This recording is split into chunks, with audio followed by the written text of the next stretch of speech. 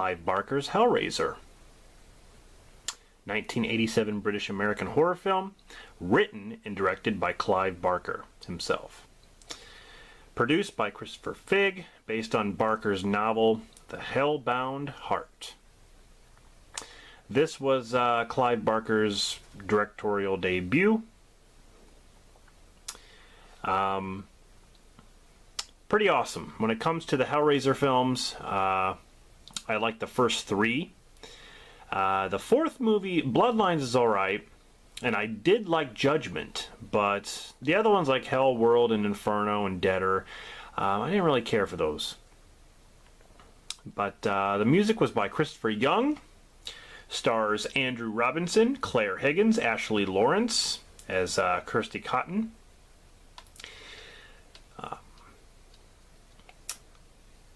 Had a budget of $1 million, and it made 14.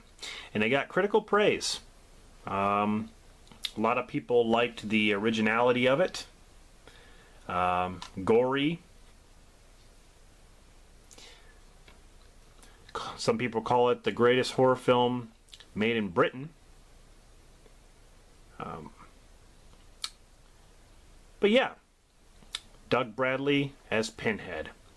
I always thought Pinhead was a cool character with the nails in his face. Looks like it hurts. But, you know, this is a character where you can't really replace him. You know, if Doug Bradley ever stopped doing it, which he did, out of the 10 Hellraiser films, he did 8. But Hellraiser Judgment I actually liked. So, but yeah, you know, Doug Bradley's the man. He is Pinhead, for sure. So this film involves the resurrection of Frank, played by Sean Chapman, who opens the door to an alternate dimension and had his body torn to pieces by creatures known as the Cenobites. And there's quite a few of them. Years later, Frank's brother Larry, played by Andrew Robinson, moves into their late mother's abandoned house with the new wife Julia, Claire Higgins. An accident causes some of Larry's blood to spill on the attic floor, which triggers Frank's resurrection. To complete his resurrection, he requires more blood, which Julia provides, while Kirsty, Ashley Lawrence, Larry's daughter, discovers Frank's puzzle box, which leads her to meet with the Cenobites. And of course, he got the puzzle box from a dealer. I think it was in Morocco. But when Frank solves the puzzle, in the beginning, like these hooks with chains come out and tear him apart. There's like swinging chains, and it's all covered with, you know, like the remains of his body. And black robed figure appears and returns the box back to its original state, and everything turns normal. It's pretty cool. It's all about the puzzle box. But I like how Pinhead, you know, basically tortures his victims when he sends out those chains with hooks, and it basically tears people apart. And then there's that rotating thing, that rotating block of wood that's always coming down like this, and there's, like, you know, barbed wire around it, there's hooks, there's chains, there's just all sorts of stuff. It's when it comes to the Hellraiser movies, they are weird.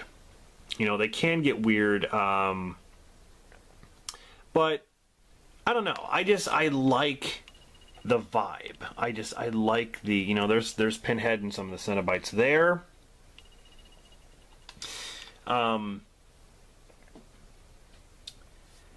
You have Robert Hines as Steve. You have Nicholas Vince as Chattering Cenobite, who does all that chatter with his teeth. Simon Bamford, who plays Butterball, the Cenobite, right there. There's Chatter. You got Grace Kirby, who plays the female Cenobite. And you have Oliver Smith, who plays Skinless Frank, or the Monster. Very cool movie, like, honestly. I love some of the gore that's in this, and a lot of the scenes that happen when he's like, Jesus wept. Basically ripping him. Oh my god. That's a crazy scene.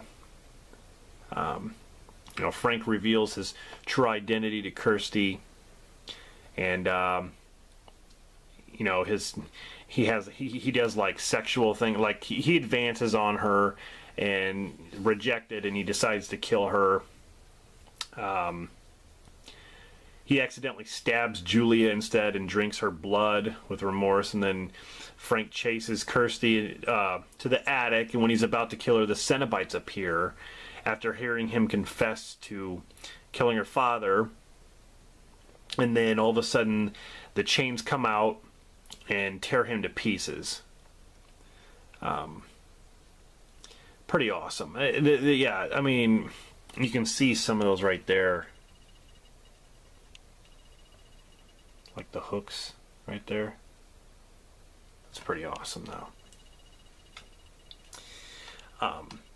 When it comes to this movie, it was filmed at the end of 1986, and it was set to be made in 7 weeks, but it was actually extended over 9 to 10 weeks. It was originally under the working title of, it has a weird name, like sadomasochistic. I don't even know how to say it. Sadomasochistic. I don't even know how to say it. From Beyond the Grave or something. Like it's a weird name. But Barker wanted to call the film Hellbound, but the producer suggested Hellraiser instead. But they called Hellraiser 2 Hellbound. So at least they got to that part. But yeah, this movie, like I said, I enjoy the first 3 for sure.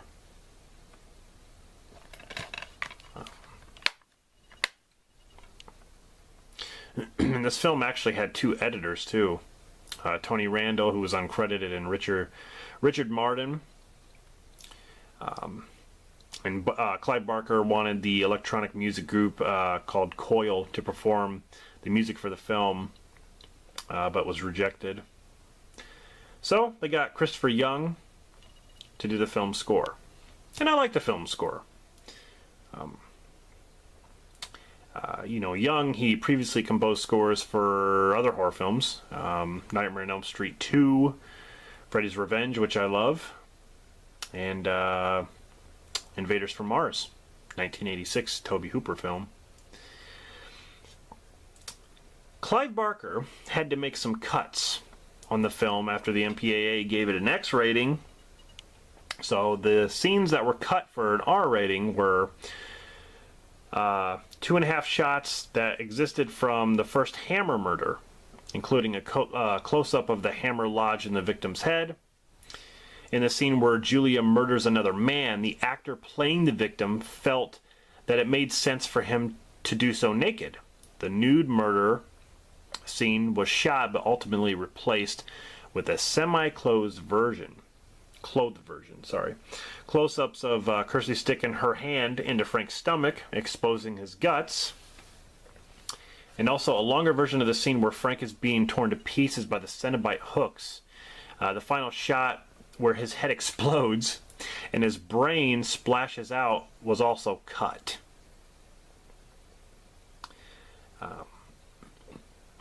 In an interview, Barker mentioned some problems that censors had with more erotic scenes in the movie.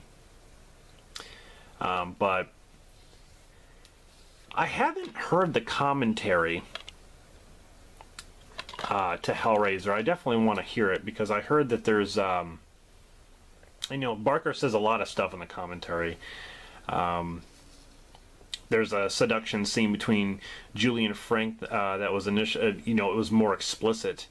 They did a version with a scene where they had some spanking in it, and the MPAA did not like that and did not approve of that. But no one knows where the spanking footage is. They got some 50 Shades of Grey stuff going on.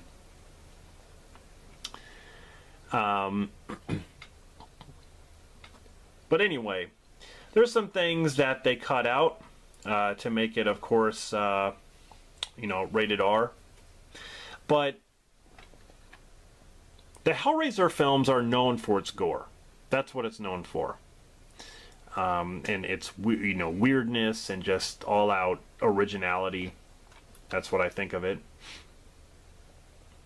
But anyway, guys, this is a good movie to check out in the month of October for sure.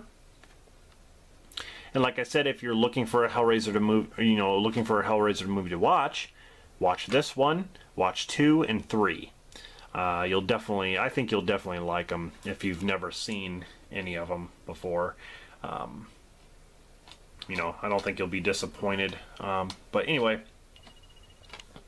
if I had to rate Hellraiser, I would give this movie a 7.5 out of 10 for sure.